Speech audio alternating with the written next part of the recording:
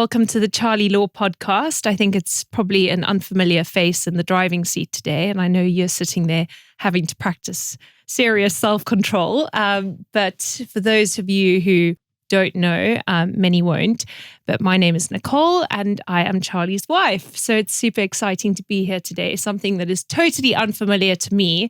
But I think, just to paint the picture as to why I'm here, you and I love sitting around the kitchen table, having long chats, discussing anything and everything.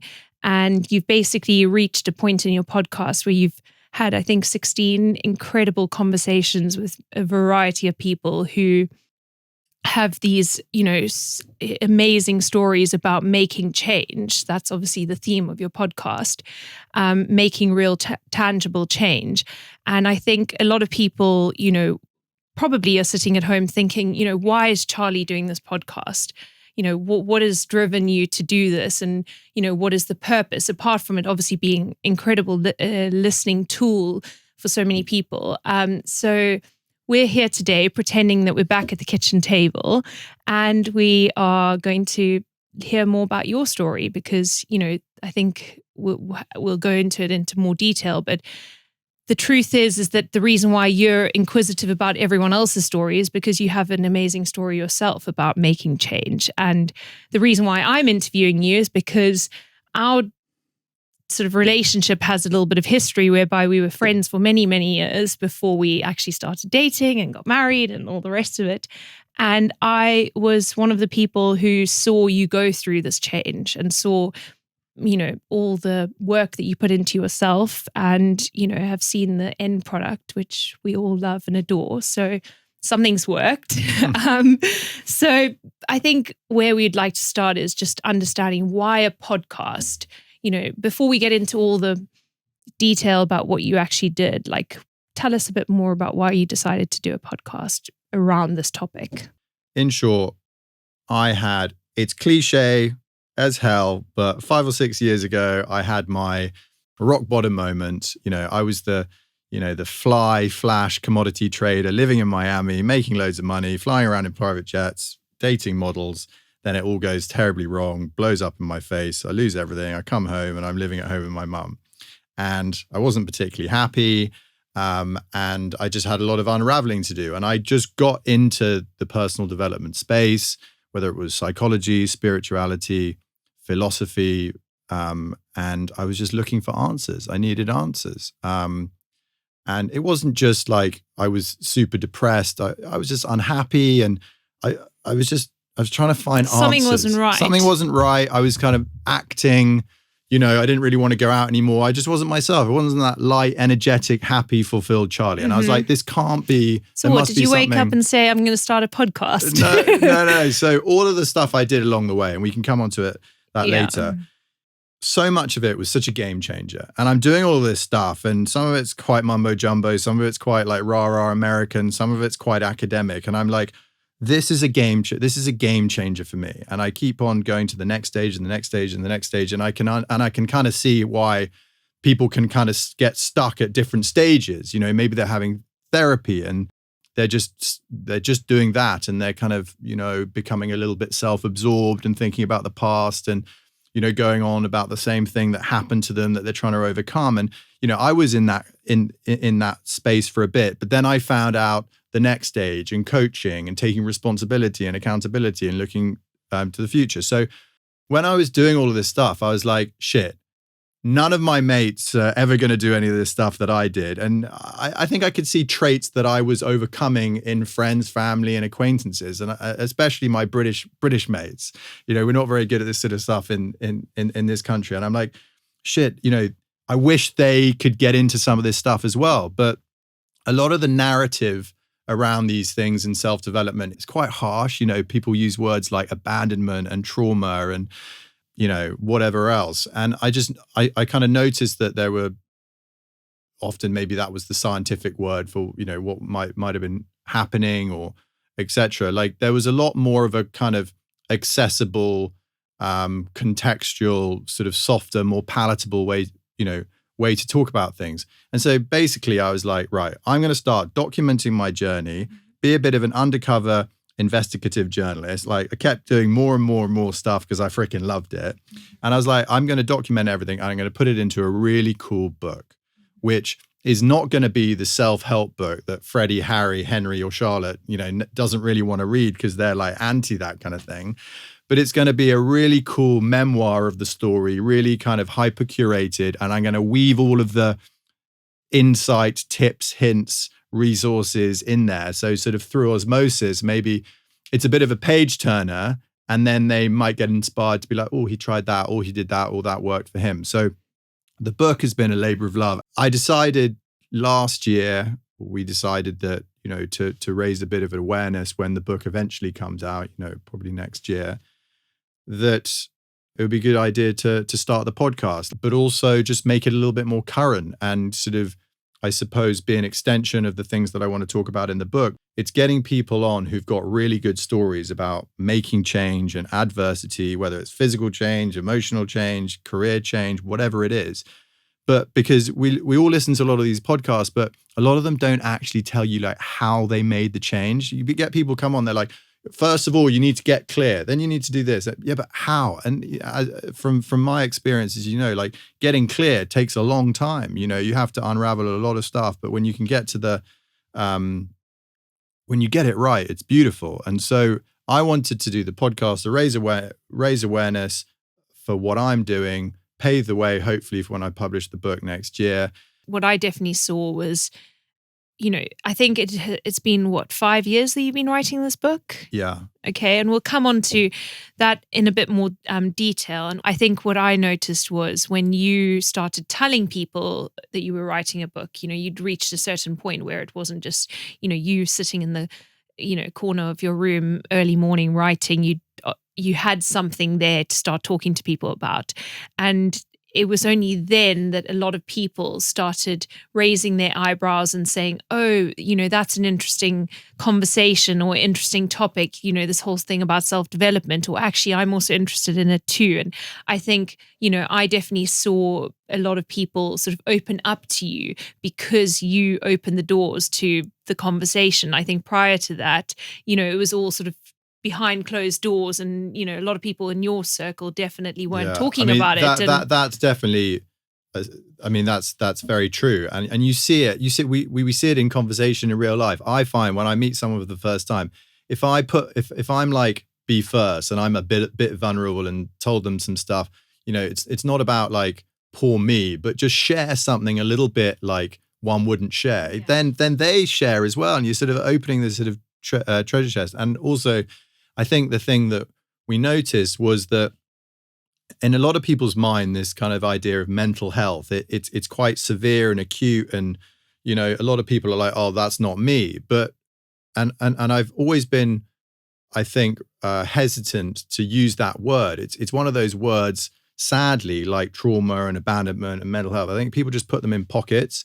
Mm-hmm. The meaning obviously has a place, but really, if you kind of separate that and you use kind of more colloquial language and situations, like everybody I know wants something different in their life. They want less of this or more of that, or they got a situation like with relationships or work or how they feel, or they don't know what they want to do. Everyone's got something. And I think that getting people on the podcast and talking about how all these different things can help, and kind of what to go for when you are trying to solve a problem. I think it's kind of democratized the whole conversation. I think what I'm keen to know is at the beginning, or even still today, did you find it difficult to kind of convince people of that it wasn't, you personally weren't having this like huge breakdown or crisis, that it was quite sort of, it was relatively sort of common things that were happening to you, but still it got like pushed into that category of mental health, and did you feel like you had to sort of over explain that it's you're not checking yourself into some institution, and did people assume that because you said you were going down that journey you had bigger problems than you actually did when I was doing all the stuff? Yeah. I mean, to be honest with you, it wasn't until the latter stages that I freaking told anyone. Really? It was still, and And I think that's quite a common thing, especially in Britain. People kind of, when things aren't going very well, they kind of go underground, they go silent, they go quiet, to go and like sort out whatever's going. They don't really share it. Like hopefully they share it with the people that are very close to them. But, I didn't even tell my family that I was having therapy. Like I was a bit like, oh shit, classic, right? Because it's got a tag attached to it. Yeah, because it's got a tag about it. But then you grow and confident and you become, all of that good stuff. And then I'm like, I'm proud of it and I want to champion it because I've noticed how sort of secretive people can be about, wanting to. Now that, but I think there's also a fine line, you don't want to go out like, oh, poor preaching me and preaching. So it's fine. But I think also on that, like, didn't it also give you confidence seeing the sort of new you on the other side and seeing that like everything, all this work that you did, and we are going to go dive into that. And I think we do need to come back to sort of a summary of what happened in your life. Sure. But did you not feel that maybe, coming out the other end, like the new you who was, sort of more self-aware, more confident about who you were and what you wanted, that also helped the situation because there was a positive. Definitely, because, I know how important it all was. I was, 10 times, just better, Charley version 2.0 as opposed to my alter ego, Carlos Lay that I talk about. But it was because I know how important some of that stuff was. So I think it gives me the confidence to sort of talk about it, fondly and not be secretive about it. Mm-hmm. So before we go onto that, I think I'm curious to, tell the listeners a little bit more about the writing the book process because, you're definitely not a writer on paper. Excuse the pun, definitely not. But you are not an author. It's the first time you've done something like this. But, for me, living with you and seeing, the effort and the hours that you've put into this book on a daily basis, has been massively inspiring because it's dedication like 101. But, just quickly tell us about, what it's been like to literally write a book, whether it sells one copy or 100 million copies, like you've written a book and that's something to be proud about. I think that even if I only sell 5 books to my five family members or whatever, the biggest takeaway from the whole thing will be it's a huge lesson in thinking long-term, not short-term, self-discipline, building good habits. And if you do something consistently enough over the long term, like you will become great at it. And I've become great at writing. I mean, well, I've definitely had about how many versions of it read to me? About 6. Too many. And I can say that the writing has, massively improved. And now you write, very, very, very well. So that is absolutely true what you've just said. Thank you. I mean, I don't want this to be too much about how amazing is Charley Law and his podcast, but I think it's important, and this is something I've learned. A little bit like those tennis players at Wimbledon, right? Us Brits, we're far too used to like being modest and self-deprecation, and it's like, I think that's where confidence comes from. Confidence isn't about standing in front of the mirror in the morning, like, be more confident. It's like, it's doing what you say. And my whole, where I became unstuck was, thinking short term instead of long term. I cut corners, I rushed things. I was greedy and, none of that ends well. But I probably done the thing in life that, you have to be the most patient about, like doing something literally for 3 or 4 years, as 1 or 2 hours a day, every day. And I'm super proud of myself for doing that. And I have become a great writer. And I think that's the biggest takeaway from the book. And I think that I can now take that playbook and put it on anything that I'm passionate about, because I think, to keep going, I probably wouldn't have done it if I knew how long it would take, because it's like 3 drafts later, etc. But I wouldn't have been able to keep going if I wasn't thinking about all my mates and friends and acquaintances that really would love this book and it could inspire them. Even the podcast, like one of my mates, Ollie, he was struggling with some things and he listened to the Ollie Donoso podcast about hypnotherapy and he tried a bunch of things. He went and had a hypnotherapy session and it was a game changer. And like that is what it's all about. But the creative writing, you often say, is something that even now that the book's pretty much done and, there's still a lot to be worked on there, but the creative writing you often say is something that you're going to still keep as one of your daily practices. And I think that it's become like one of your tools in your toolbox to kind of like, if you're not writing, even if it's half an hour a day, I get a bit jittery, you get jittery. Yeah, and I'm yeah. like, okay, how do we get you back to that? But, I think there's something to be said about that. It's like something that works for you, something that you really enjoy. It's a probably quite a sort of, calming, meditative practice because it's, literally you and your laptop or your pen and paper and your mind is, going on many journeys. And so I think there's something that's definitely come out of that is, it's a tool that's really definitely one of your like powerhouses. It's super cathartic, that 5 a.m. time because, when I was working other jobs, I had to do it in the morning and evening or whatever. And like creating that ritual in the morning, it just sets me up for the day. And I think the other interesting thing is like, I was a commodity trader before and I could have just still been a commodity trader for the rest of my life. But because I had these kind of like different scenarios or, all this self-development stuff I got into, like I would have never uncovered that skill or passion if I'd never tried something else. It's sort of unfulfilled potential. Mm-hmm. Well, your mum is an amazing writer, so it's clearly something that's there in the family. She is. We now understand that obviously the two have gone hand in hand. You've written a book about, the broader topic of self-development. And the podcast goes really nicely with that. Everything you stand for is making positive change. We all have something that we can always work on and make change. So I think let's start talking about, your journey and kind of why and how and where.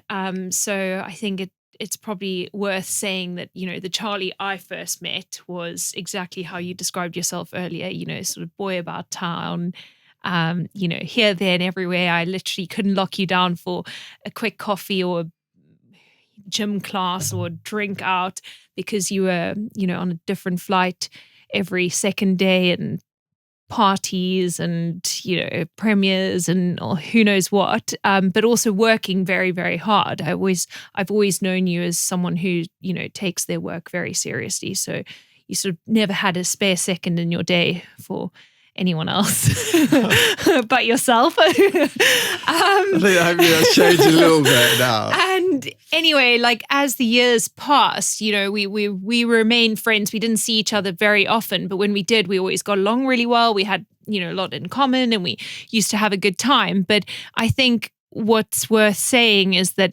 every time I used to see you, I sort of started noticing, and this is over a period of 6 years, backdated from today, you becoming more interested in new things and your ways were changing and you sort of were going through this like, caterpillar of life. And I think it was only until we sort of got to know each other more and we both started talking about this, topic of, who we are and how we feel and what's going on in our lives that we started diving into, you, and you started opening up to me. And, I remember one night you were sitting around the kitchen table having a cup of tea and you said, something just doesn't feel... This is when we were just friends, wasn't it? Yeah, we were just friends. And you were just saying you kind of lost your mojo and you would prefer to sit at home on a Friday night reading and waking up on a Saturday morning and going to these seminars and, courses and all the rest of it than the Charley I'd known, previously. So why don't you sort of summarize kind of, how things unraveled. Yeah. I mean, I think you're being a bit kind to me. I'm gonna just like expand on that a little bit. I mean, and I remember the first time I saw you and I was like, shit, she could be the one. Like I was, I was smitten. But then you're absolutely right. During that time in my life, all of my psychological traits like kicked in and I was like, yeah, maybe, but maybe I could do better, or, she's not a, size 7 model, or I've got 3 girls on the go at the moment anyway. And, but there's this other girl, this Russian that I'm quite into. And so, I was like, they're never enough. Like, and I think that, there was definitely chemistry and clearly compatibility, because there was a thread of us over those 3 or 4 years. I mean, I'd always invite you as my +1 when I was on a date with someone else. I mean, I put you through absolute hell, but we did used to catch up because there was so much alignment there. But dumb Charley was just being Carlos Lay, this ulterior alter ego that I kind of referred to like the old me as, Carlos Lay, Charley Law in Spanish. And so, we'll come back to that in a minute. But if I hadn't made any of these changes, we would definitely never be married, and I would never have seen it. And I would still be running around dating probably girls that were too skinny and too young.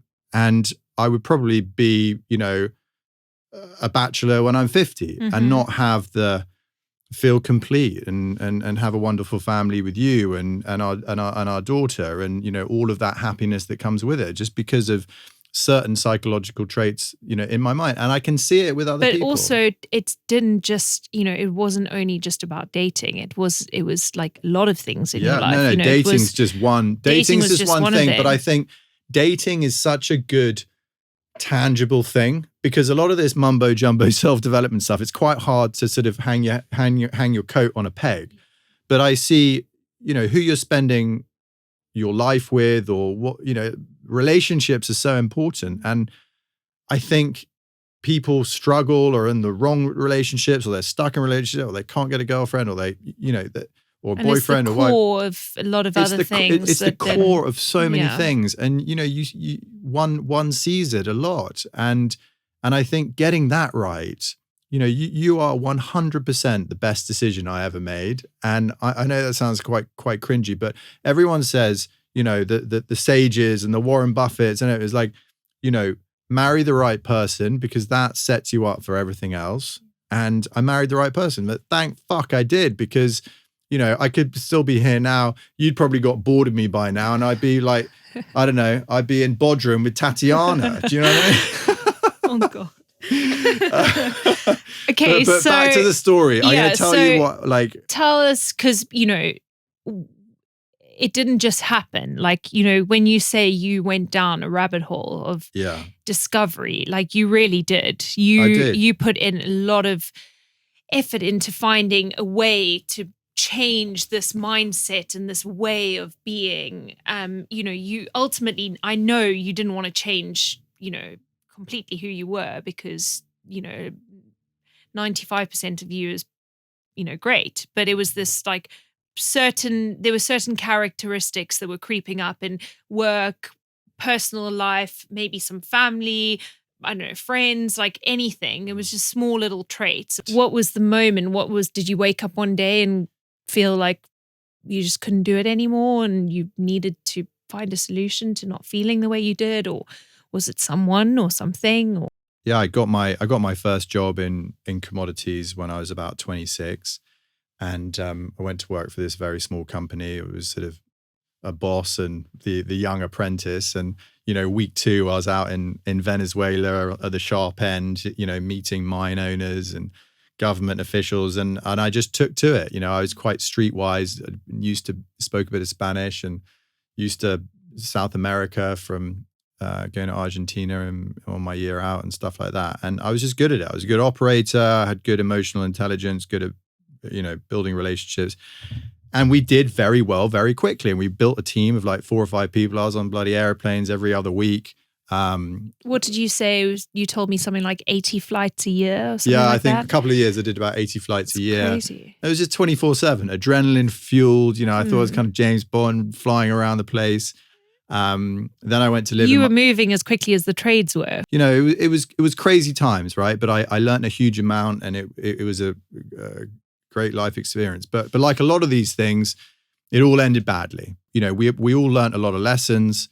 I lost a lot of my money, and I lost my job, and I was like, oh shit, what the hell am I going to do now? And the automatic reaction when that happened was, okay, I had all this money coming in, I had all this job, I had this job. That's what made me me. I had this reputation, this status. I'm the sort of the money guy, trader, a bit of a womanizer, polo playing, like playboy guy. Like, how am I going to get back to that as quickly as possible? So you're like running around, like, who can I date to kind of like show everyone that I'm still all right? Or, where can I make a quick buck? Or you were having an identity crisis because it was sort of being bruised, right? Yeah, a little bit. Then, like you alluded to, I was, I kind of just realized that I never really wanted to be out in public or parties or social environments. Like, I always felt it was exhausting. I felt like I was acting a little bit, and I didn't really want to go out. And so I think naturally turned to, learning and being a bit more earnest and being a bit of an introvert, and kind of online and reading books and listening to podcasts and stuff. But fortunately, when I was in Miami, living there, because to be closer to a lot of the commodity stuff in South America, I got really, well, first of all, I took a little bit of time out because I actually got a little bit burnt out because of all of the stress and the flying around. So I took a little bit of a mini sabbatical. And when I was living in Miami, I got into all of the wellness stuff. I got into the yoga, the meditation. Well, it's hard to miss it. Yeah, it's not all just the partying in Miami. So, I got into all of that. It's a sort of wellness, health 101, the nutritionist, the spiritual stuff, meditation, yoga. It was also out of need because you were burnt out, weren't you? I was burnt out. I was having like memory loss, brain fog. And so I got into all of that stuff. And then I remember coming back to England thinking, oh my God, look at me. I'm the kind of spiritual gangster. And I thought, oh, it's going to make people love me even more, right? Right. And so... Meanwhile, your friends just want to go back down to the pub. And yeah, a little bit. And so then I kind of got back to England, and then we really had our, falling out. And that's when I lost my job and lost my money, etc. And then I realized, it's kind of two sides of the coin. On the one hand, during that period of like stress and worry about navigating that situation, I would never have been able to navigate that if I hadn't learned about mindfulness and meditation and yoga and fitness and nutrition, because that kept me sane. That helped me manage all of that. But at the same time, once I realized that, God, I don't think I am that happy. Where's my energy gone? Where's the light, energetic, confident, motivated Charley? I was like, okay, there's no green goddess or yoga mat that's going to help solve this problem. So that's when I started looking, I suppose, like the second phase of my journey, when I kind of call it going underwater, going into my subconscious and my self-awareness and, so do you think diving. Those things or traits were there before you had like a crisis moment? Do you think they were inherently in you since a child, or was it sort of, a social circumstance or university or school or friendship group that kind of, taught you these traits? And then you had to kind of undo them, or was it something that was... So that next part of the journey, whether it was reading books, seeing psychologists, doing workshops or courses or listening to podcasts, you start unraveling and being more self-aware. And what I realized is why I am who I became. And it's a hot mix of kind of nature and nurture. And, I realized that, whether it was being a Brit and not wanting to talk about stuff, or, the way that my parents are and the way that, I was raised, or the way that I am as a perfectionist. My mum will tell you that when I was a little boy going to school, I used to stand in front of the mirror and like cry if my hair wasn't the right side parting or my socks weren't whatever. So, we are as we go through life, through the chaos and serendipity and randomness of life, whether it's our parents or school or university, I realized that, the big kind of things that were getting in my way were that I was super insecure. So I kind of created a bit of a kind of a big facade. I need to be the macho person, so everyone would like admire me and love me. Nothing was ever enough. That was why I was a workaholic and hurrying or whatever. I was always trying to be that guy with girls, so I could never like really create a relationship with them. I'd never just like slow down and open my heart and kind of be me and, be a bit vulnerable, etc. And I think people could see that. I could never really have a very long-term girlfriend. So, it was traits like that, perfectionism, pleasing people, like every scenario, everything I pretty much did was driven by a subconscious primary question that I had was, how can I be more admired? Mm-hmm. And then, that is all built on insecurity and ego. And that was part of my problem. That was part of my problem. So it's hard to keep up with that because you're constantly like needing to look over both shoulders and, chase your tail, as I said, because you're not being 100% true to yourself, right? If you're constantly thinking about how to be a slightly different version of who the pure you is, right? Yeah. I remember going to bed at night, writing my little journal, like what my goals are. It's like, if I can just get that, and that, I'll be happy. And, I was obviously, when I was a commodity trader flying around, whatever, I certainly wasn't reading any self-help books or spiritual books or philosophy books. But, when you get into it all, you realize that a lot of these traits are universal. And sometimes it's just some low-hanging fruit that is just getting in one's way. So how did you tell us a bit more about, the journey of figuring out those traits that you had and sort of then being able to work on them? Like, what did it actually take and what did you actually have to do to, find that and work on it?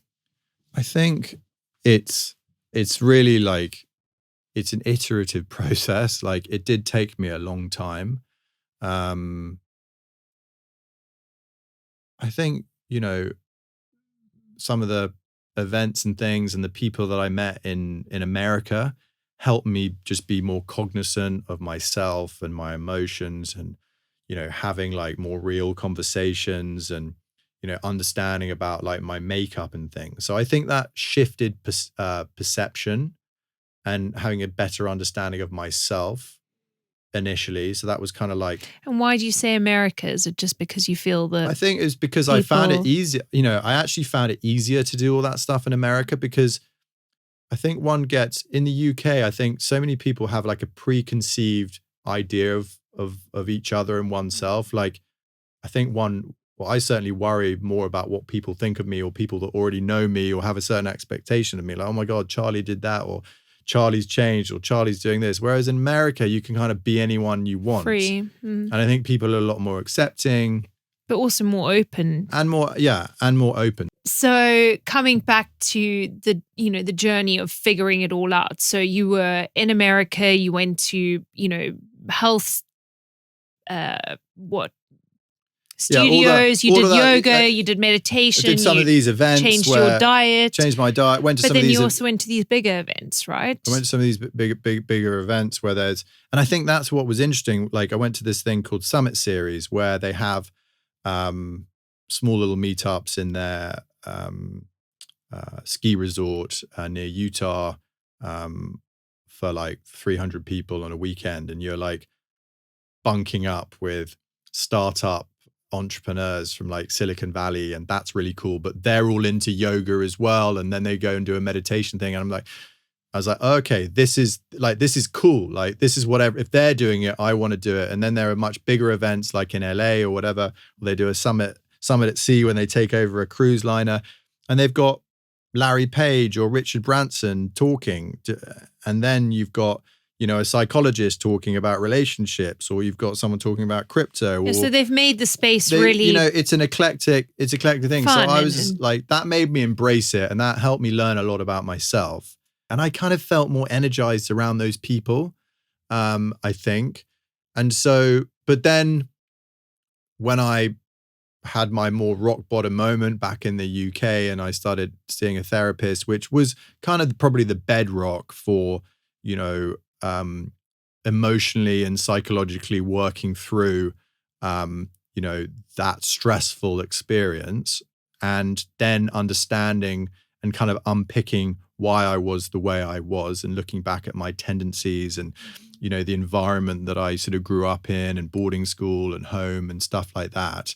And it just helps to connect the dots. You're like, oh, it kind of all makes sense now. And then I think that this next sort of segment that I'm going to tell you about is really critical and key also to, I think, what I'm trying to encourage people to see is that the therapy and psychology bit probably took about, you know, every other week for sort of 6 to 9 months.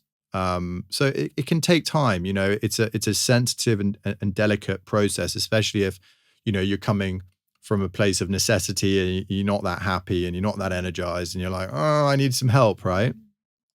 But it did absolutely that. It got me from -5 to 0, and, you know, just more grounded, more clarity, more like just feeling better about things so I could look forward. But I think when there was a kind of a glass ceiling and it wasn't, the therapy wasn't really doing much for me anymore. If anything, it was just making me talk more about like what happened and poor me, and thinking about the past. I was kind of like, I was a bit of a lost sheep. I remember myself at like social events and like, God, I don't want to be that terrible person that I was before, but I don't really know who I am now and who I want to be. So I kind of lost my confidence a little bit, and I was a bit self-absorbed, and, you know, oh, did you know what's happened to me? And, you know, do you understand about psychology? I was like very earnest. And I see people in similar positions now who go have a situation, they go have therapy, and they kind of, I call it a little bit like stuck in no man's land, you know, stuck in that zero. I'd shedded my old clothes, the bits that I didn't like, but I didn't know what the fuck my new clothes were. So what you're saying is there's this like weird patch in the middle of like needing to do the work, figuring out stuff, like opening the floodgates to kind of, you know, get rid of what's holding you back or making you feel the way. But then there's this like period where you now need to kind of like reinvent yourself and sort of change your programming in order to start like seeing the positives of that change. Looking forward and like, you know, who is the person that you want to become? And I think, you know, the point is that there are different sequences to making change.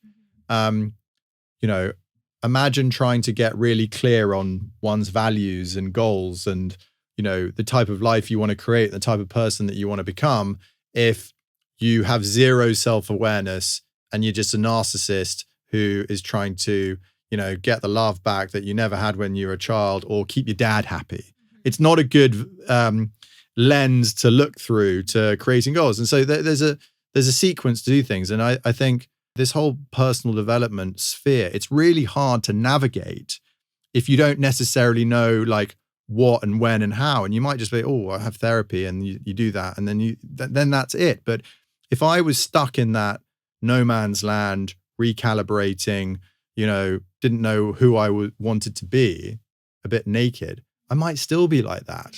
But because I was like, you know, really determined to like find answers, I know there's something more, like where's that lightness and that energy? I kept going. And then I was like, You weren't prepared to, what you said earlier, to settle. I wasn't prepared to settle. You knew that once you sort of started going down this path of like, searching for, answers in a better state, you couldn't just stop at the first book you read and the first talk you went to. So you went and read all the books, went to all the talks and did, all the therapy you could. So one would say, I think that probably your way of doing it on one hand was like so comprehensive and really fulfilling because you've, understood every, last page of what people have written and studied about this topic. But equally, like for most people, they don't have the time or resources to do all of that. So I think it's, it comes back to probably the main reason why you decided to write this book, because it's a sort of summary of all the best bits. All the best bits, chunk it down, what works and what, what doesn't. And it's the sequence of things to do, to do that in. And, just coming back to the what's next, I was through the books and things I was reading. I heard about this like 7 minutes, 7 years of therapy in 7 minutes, and this stuff that Tony Robbins does, neuro-linguistic programming, NLP, and these different kind of more like very like impactful, making change quickly, not this gentle, slow, sensitive kind of therapy stuff. So I was looking for that type of thing, and then I was researching, and then I went to the Landmark Forum, which is a weekend workshop, and that's when I kind of got up on the mic and told my story and like, oh, my parents were this, and I was like that, and this happened, and and I'm still really scared of everyone in the room, and the guy literally just tore me to shreds, and he's like, look at you, you're an idiot, you're a victim. You're feeling sorry for yourself and you're self-absorbed. And my therapist was never going to tell me that because it's just not the way that they operated. And that's what I needed. He's like, and that changed everything for me, like that. And he's like, I knew you could take it, Charley, and it's what you needed. And a lot of the time it's like. So what did you do after that? It obviously was a moment where you're like, yikes, I didn't expect you to say that to me. I knew that I had been a victim. I've been blaming, and I learned about, that sort of more later stage in making change. It's about, it doesn't matter why you are how you are yesterday. It's about who you want to become tomorrow. And you can change your beliefs and you can take responsibility, and it's no one else's fault. You're just, you absorb and interpret whatever you interpret along the way. And I think that it made me take the bull by the horns, be extremely grateful for everything that I've had and have. And, make, there were conversations that I had with people to kind of let go of things or forgive people or have compassion. And it was like big, impactful change. And that was a big moment. And then I suppose what really finished off the arc of my journey, it's obviously a never-ending journey and we always learn or whatever, but the big journey for me, like feeling that I've got all the answers I need for now, was going to Tony Robbins' Date with Destiny in Florida. It's this I don't know, some people would have seen that I Am Not Your Guru documentary on Netflix. Like I went and did that because I didn't, there's another one called Unleash the Power Within, which is like a 2-day like starter one, but I'd read all of the information and I knew that I needed that kind of deeper, like subconscious rewiring, understanding what you're about, and that really like underwater change. I knew that's what and I went there and it was just like, it was pretty amazing. I mean, I remember this was still when we were friends, but it was your birthday over the time and I sent you a happy birthday WhatsApp and you replied with this very odd video of you in this like huge hall of people 5,000 and like people, crazy like scenes of, things happening. Jumping around to music. Yeah. And you were like, oh, thanks from Date with Destiny. And I was like, what? I could not understand what you were doing or where you were, but it obviously all makes sense now. So I think, in summary, you obviously, had this pretty normal life until, a situation happens like it happens to many people. Things didn't quite work out in your job, but for you, because it was such a high octane, high, like flying, high energy, everything was in your job at that moment. It felt like a massive, massive crisis. You also, overnight, lost to you what was everything. And, that was a rock bottom moment. And it was the sort of start of obviously all this change that you've just discussed and, touched on. And obviously, there's a lot more detail that would probably be discussed in the book. But, that was your story about making change. So I think if you look back on the podcast series, you've got, everyone's story is slightly different. You've got people like Ollie Brown, who, had to change his relationship with alcohol. And you have Esmond Baring, who had to change his physical environment and move to Bali. And you have Ollie Donoso, who, studied something like hypnotherapy to help others. And in her turn her public speaking and growing up as a young model in London. Exactly. And the losing challenges. Her dad. And, yeah. And then you've got Violet, who, also went on a sort of solo discovery and, did different types of learning. So everyone's got this, very unique but amazing story of making change. So I think where I'm coming to is kind of, how would you describe the Charley that kind of came out the other side? I think it's a lot more deliberate. I think, I think I was just like on autopilot before, like the cork in the river of like conformity, British expectations, family, friends, how I was meant to be. And then you sort of layer in there like some of these like unhelpful psychological traits like the perfectionism and the never enough and the pleasing and wanting to be admired. Like it wasn't a very good recipe. So, understanding that. And, a lot of those things are, it's not like they've disappeared. A lot of those things are in all of us. We're an eclectic mix of, lots of, emotions and motivations, but it's having that awareness and like shining the light on the snowman that, you realize and you can catch yourself and, one knows about one's tendencies. And ultimately I feel like way more sort of in control of my own destiny. And I'm very deliberate, like with my emotions and my thoughts and who I surround myself with and what I'm doing and where I'm going and how I'm curating my life. It sounds really cheesy, but the Tony Robbins event was called Date with Destiny. And you really are, you're curating your own destiny. You're getting really clear, like from a deep level, about, what are these subconscious values and things. And I think ultimately, like, I'm way happier. I'm way more, calmer, clearer and content. And, the interesting thing is that after I came back from that Tony Robbins event, I said to my brother, he said to me, so have you finished with all this stuff now, Charley? Or a bit like my mum, have you finished reading all these books? Another Amazon one comes into the kitchen. And I said to my brother, it was, do you know what? Like, I knew that it had been life-changing. I knew that it was like a total game changer. Like there was so many perspective shifts and like aha moments and, very congruent with like what I wanted, what I'm about and sort of, clawing back my own power. And it's not that insecure,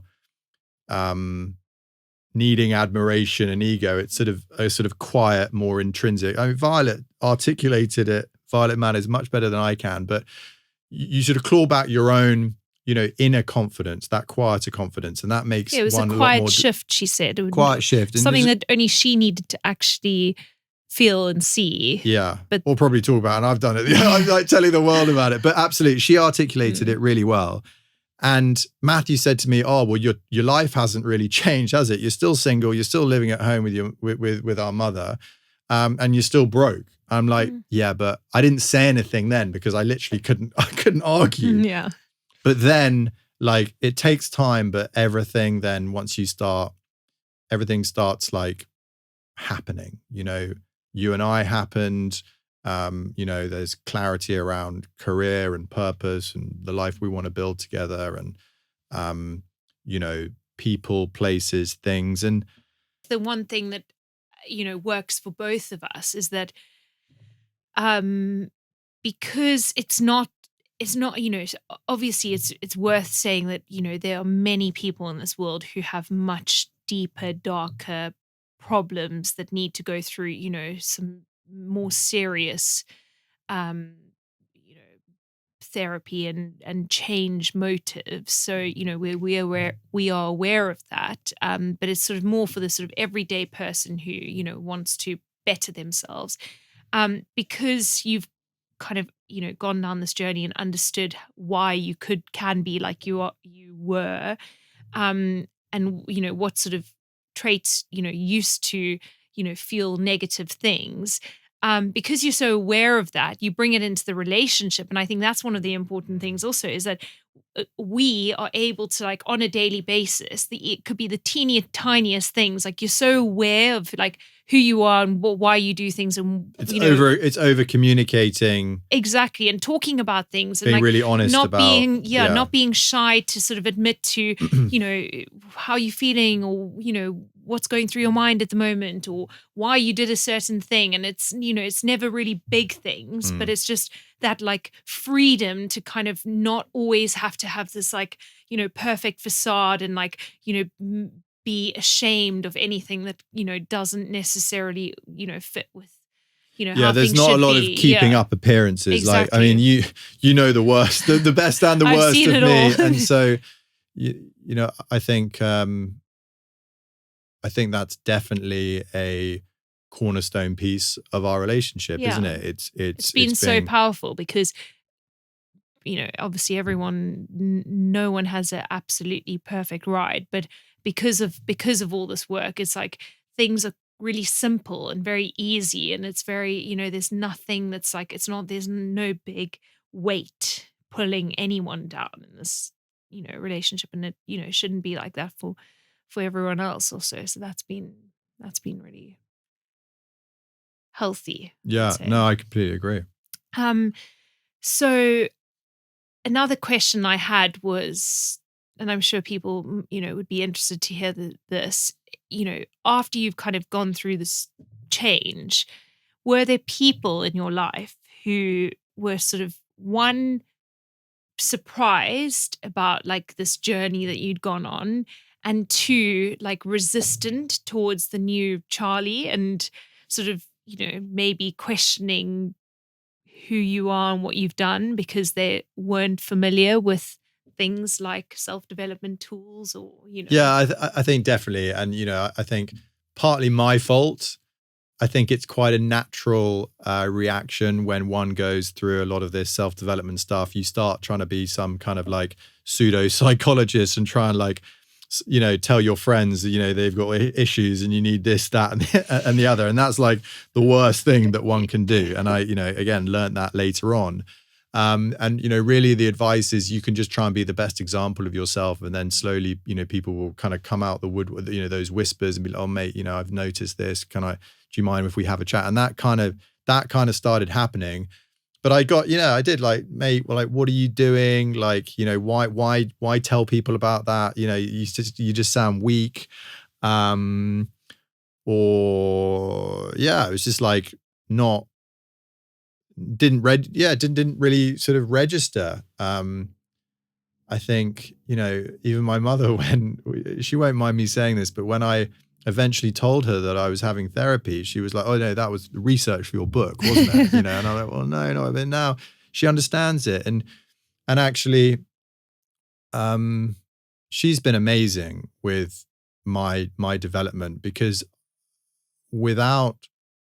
before I'd kind of got to the end of the rainbow in understanding a lot of this stuff, I was very hard on her, and I was quite blamey, when I was having therapy and stuff like that. And, I don't think that was very easy. And every time we have a sort of long conversation in the car together, I'm like, no, like, I don't blame you for anything. Like, it's me taking responsibility for my own life, and we're all different. We're all influenced by different ways. And I think that's where, relationships with parents and loved ones, like, that is where this whole stuff is so critical. And that's what I want to help other people avoid. Like, I should have really just kept my mouth shut until the end, and then, like, maybe had a conversation with my mother, because it can be dangerous. If one doesn't necessarily know how to sort of articulate things. I mean, look at Prince Harry. I mean, I understand some of the narrative that comes out of his mouth about, trying to sort of stop that, genetic conditioning and break the patterns and childhood pain and trauma. But I think those words are, very strong and, quite hurtful. And, if they're delivered in that way, or even those words are used, maybe they'll have that technical meaning, but there's a lot softer, more nuanced, quieter way of like communicating with, one's loved ones. And I just think that's such a big part of it as well, because if I'd gone the wrong way or got the wrong advice, like maybe I wouldn't have a very good relationship with my parents now. But the relationship with my parents is like way better than it was before. It's brought us closer, and I love them dearly.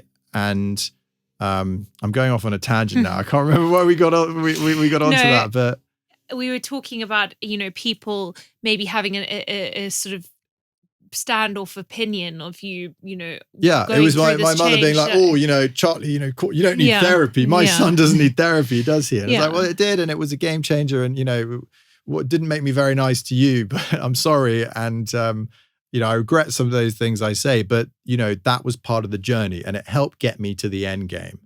And, it's not about looking back and nasal gazing and blaming and whatever, but to look forward. The way we are today in the present moment is a sort of an accumulation of our past. So if we want to understand why we are how we are today, we have to look back. We have to look at the past, figure stuff out, connect some dots, agree what we like, agree what we don't like, and then decide what we want to do about it, and then move on, and I think that's a healthy way of looking at it. Yeah, it doesn't need to be, all consuming on a daily basis. It's just being there in your sort of subconscious and being aware of it, and then weaving it in where it needs to. It's not something that needs to be spoken about all day, every day.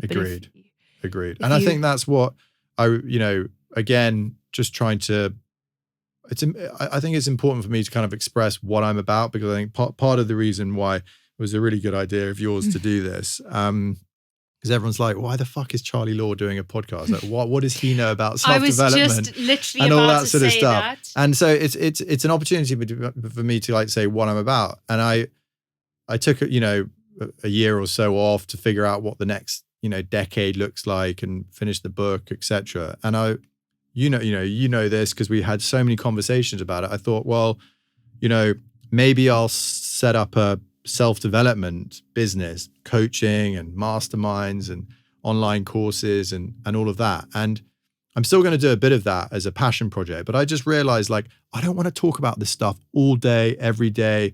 It gets boring, quite frankly. And I want to be a living example of how I utilize this stuff. Like I had my problems, things weren't working for me. So I went down the rabbit hole. I made change. I took what I wanted.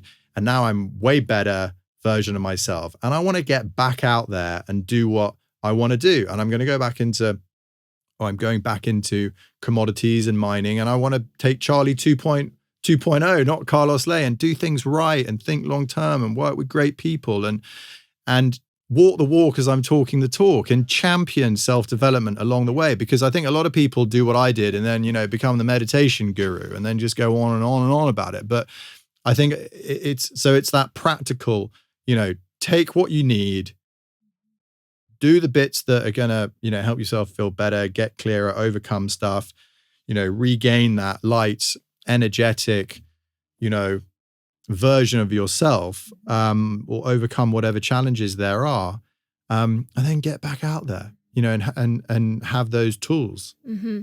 Well, that you answered the question I was literally about to ask you, but I think just going one step further on that, obviously up until now, everything that we've just discussed around the podcast and the book and your love for this topic has been a passion project, over and beyond like having done the work for yourself, and because you so desperately want others to just know that there's small but powerful steps to making change, right?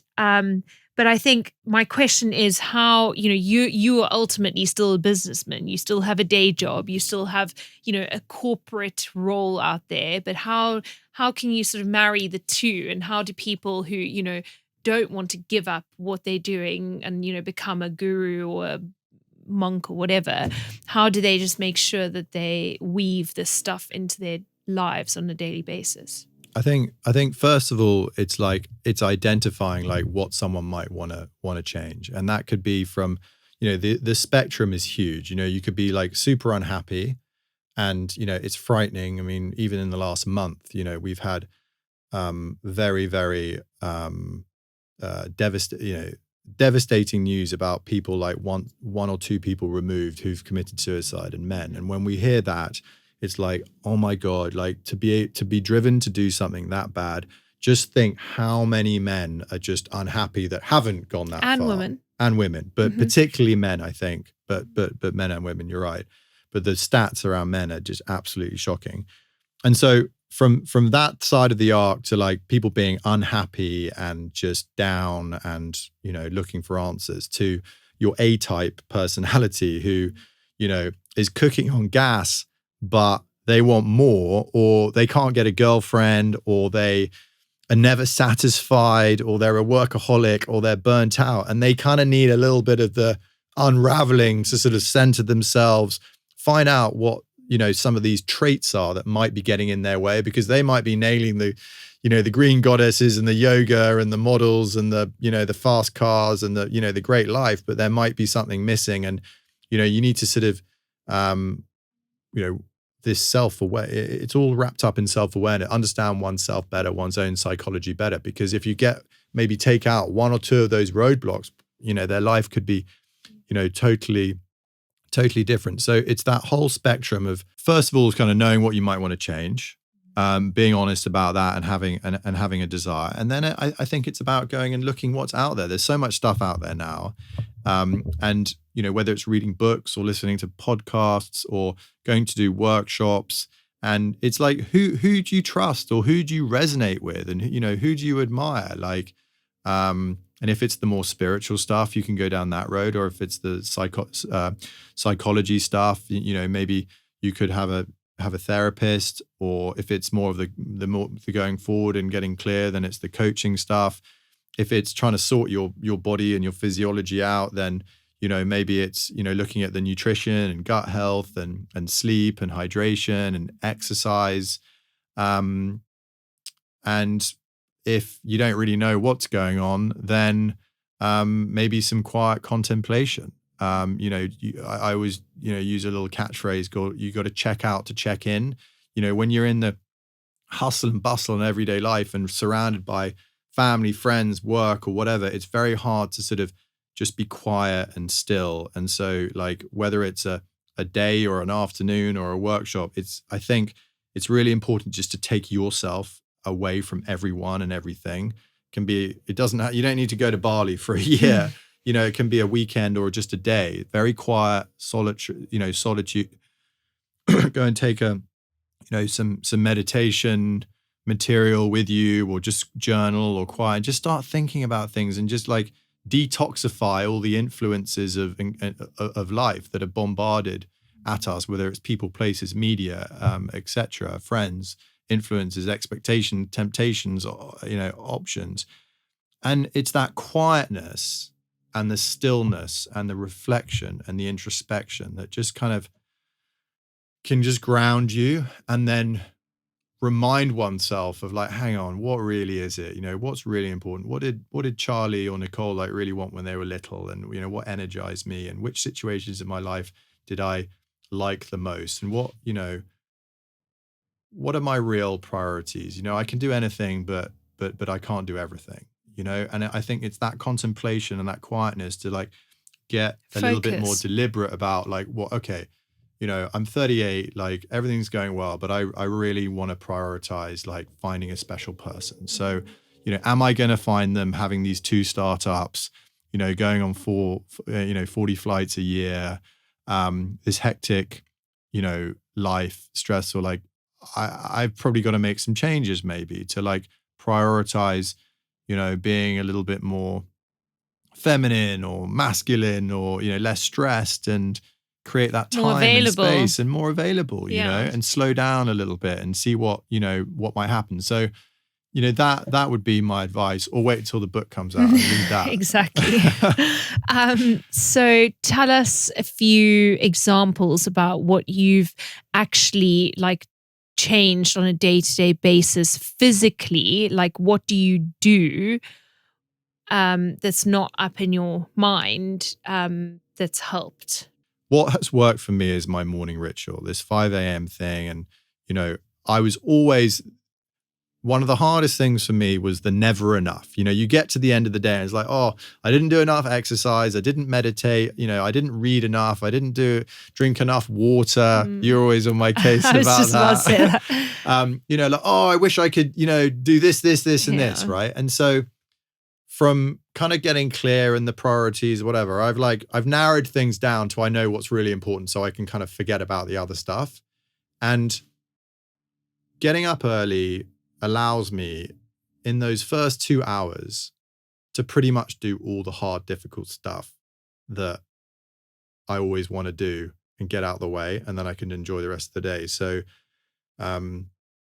whether it's hydrating really well. Sorry, just a caveat. Yeah. When you said enjoy the rest of the day, it's not like you go and sit on the beach and have but chill. I've taken that anxiety away. Yeah, I've taken that anxiety start your away. Actual day with weight off your shoulders. Exactly. I've taken that anxiety, oh my God, I'm never doing enough. Yeah. So, and it's the little pieces. I'll wake up and I'll hydrate myself or take supplements, and then I'll stretch and listen to a podcast or an audiobook, and then I'll write a bit of my book, and then do a bit of journaling and set my intention for the day around the state that I want to cultivate the most in the day, and try and remind myself of that. And then I'm like, fuck, I've done all these hard things that, you always used to annoy me. And I think probably one of the most important things that does sound a lot of the time mumbo jumbo is this kind of, Roxy Nafusi would love this, the manifesting type of things and the incantations and sort of journaling. It's like, I remember I have that 5-minute journal thing that I write in every day and every morning. And back in the day when I was in the midst of this journey, I used to write in there every day, the state that I am lacking, the state that I am looking for is light, content, energized, that youthful Charley. That was what I was missing, because I felt heavy and demotivated and the opposite to those good things. And I remember then fast forward, I achieved that. And now I achieved that, by the way, not just because I'm writing it in the journal, but it's going subconsciously. So I'm looking to go and do the things that are going to help get me to that place. Intentional and deliberate. And now I write stuff in my journal about actually being more assertive and unreasonable about things, and a bit more business-like, and a little bit less of the sensitive, earnest Charley. Because that's now a new foundation. Because I've got that foundation, and I want to be more assertive and kind, but unreasonable about situations, because I know my tendencies, which are to be a bit pleasing and not want to upset people, and not being taken advantage of in business. And so it's setting that intention. And so that's kind of some of the physical stuff that I would do at the beginning of the day. And just ticking those off on my little habit tracker, you just let go of the anxiety. No, if I just keep doing, these micro steps every day, then, one day you'll wake up and the book's done. Or one day you'll wake up and you've read, 20 books this year, all those annoying things that everyone wishes we could do more of. Well, I think reading is something that's definitely worth mentioning, because you weren't a big reader Never before, used to read and anything. it was this hunger to find answers that got you into reading all these self-development books. And by getting something from them, you've now it's opened up the door to reading, and actually reading is a big part of your day. I love it. And I think that's another classic. It's a belief thing, I grew up thinking that I was never a good writer. I was shit at languages, and I just don't like reading. For whatever reasons, I had those beliefs. And through needing knowledge to find answers, like you said, I got into reading. But I always thought reading was like, oh, you had to finish that book, the one, and you never read it. But now, like, I might have 3 books going on, and whatever I feel like at the time, or whatever thing that I'm interested in, or I might only read those 3 chapters of that book because that's all I need. One thing I've noticed is, we all have, even if you don't read, a book is something you've been taught to respect, I think. It's like, as a child, told off tearing a page, or sort of, you respect a book, whether you like reading or not. But what I'm about to say doesn't mean that you don't respect them. But what I've seen, and I'm always, at the beginning, I was a bit like, what are you doing? But you always have a highlighter and a pen next to your bed. And when you're reading, you, like, every now and then you're highlighting sentences or making little notes, and it could be, whatever the book is about, but you sort of like use it to do more than just like, absorb information or story. You've kind of, your mind is obviously thinking beyond what it's just I'm looking. about, I'm using it for knowledge and information, and I'll make notes, and I'll take things from those books. And actually, I think one of the things that inspired me to write my own book was a lot of these self-development books. They're really fucking annoying because the guy that's wrote, or the girl that's written them, they're like 2 or 3 really good points, but then they go and like flesh it out with all this fluff. And I'm like, why didn't you just write 3 chapters rather than like 20? It's really annoying because they like go over and over. And I was like, that's what I just like, just give me the 10 points on the 10 pages. And that's, I think, what I've tried to do in my book, where like each chapter is gold and information and, practical, insight. Because it does get in, and it's a lot of the same stuff, like just repeated and dressed up in different ways. And that's when I realized that there's a common theme here. It's all about self-awareness. There's no point in doing any of this stuff unless you become, you kind of turn the finger from pointing at everyone else to like, come on, let's figure out what's going on inside here. So anything else on a daily basis that works for you or that you've had to change? I just think, there's a huge, I think people underestimate the importance of getting the basics right. It's like there's a lot of people are unhappy or demotivated, or, are not feeling however they want to feel. But, are you hydrated? Are you moving and sweating? Are you eating the right things? Are you getting enough, sleep? Are you doing the basics right? Is your gut in order? Get your body and your physiology right. And then most of the time, certainly for me, I feel much better anyway. Wherever I'm feeling a little bit like, gunky, I'll go back to my, like, I've got this thing called the body baseline, where I just know if I do everything right for 3 days, I just start feeling better. And it's just the basics. And so I think that is a big thing for me. And the rest, a lot of the time, follows. Mm-hmm. Cool. Don't get us wrong. We do love a 5 guys and a cheeky cocktail. We do. Yeah, we do.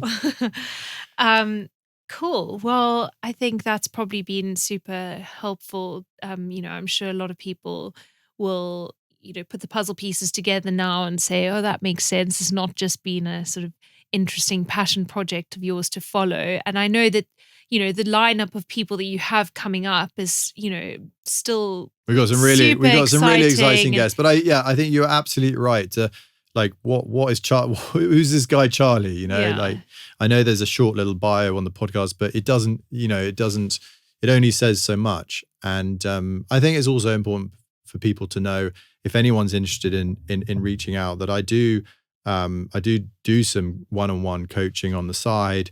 I don't take very many clients, but I like to work with 1 or 2 at a time, because I just enjoy it and I love it. So if anyone's interested in personal development, life coaching, I have this program as well where I take everyone through the 7 steps of making change in my book. Get in touch. Mm-hmm.